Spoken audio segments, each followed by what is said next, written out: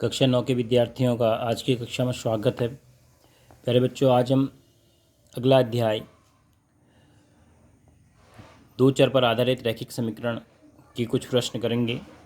प्रश्नावली 4.1 में पहला प्रश्न है, एक नोटबुक की कीमत एक कलम की कीमत से 2 गुनी है।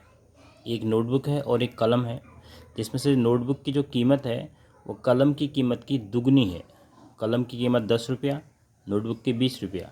कलम की कीमत 20 रुपया तो नोटबुक के 40 रुपया, यानी 2 गुनी है। इस कथन को निरूपित करने के लिए दो चरों वाला एक रैखिक समीकरण लिखिए। आपको हिंट भी दिया है उसमें कि आप कुछ मानिए। अब चूंकि दो चरों पर आधारित हमें एक रैखिक समीकरण बनाना है, तो पहले हमने दो चर लेने पड़ेंगे। तो हमारे प्रश्न में क्या दो चीज़ हमें हैं जो नहीं पता है? एक नोटबुक की कीमत नहीं पता हमें और एक कलम की कीमत नहीं पता है। हम नोटबुक की कीमत को एक चर के रूप में मान लेंगे और कलम की कीमत को दूसरे चर के रूप में मान लेंगे। चलिए शुरू करते हैं। माना नोटबुक की कीमत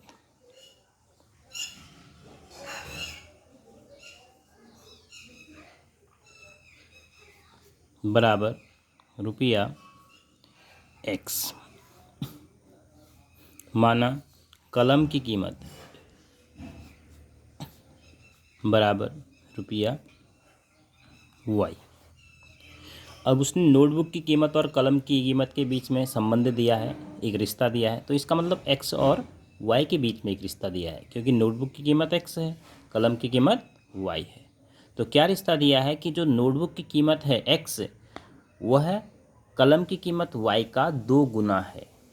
तो प्रश्न के अनुसार हम लिखते हैं, प्रश्नानुसार समीकरण क्या बनेगी। देखिए, प्रश्नानुसार नोटबुक की कीमत बराबर, नोटबुक की कीमत बराबर, ये लिख दिया मैंने, नोटबुक की कीमत बराबर, क्योंकि नोटबुक की कीमत क्या है x, बराबर 2 गुना कलम की कीमत।